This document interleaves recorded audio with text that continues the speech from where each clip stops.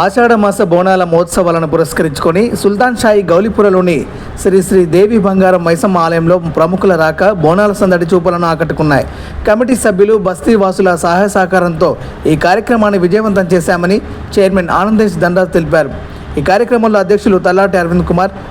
ప్రధాన కార్యదర్శి కూసా జయరాం, కోశాధికారి గువ్వల సంతోష్ కుమార్,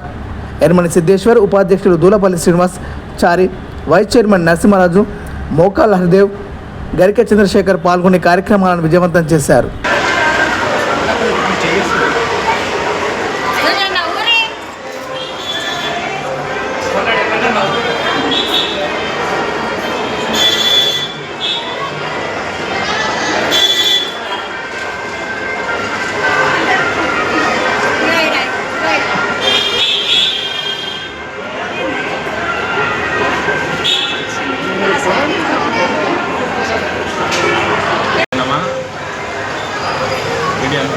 అందరికీ ప్రజలందరికీ భక్తులందరికీ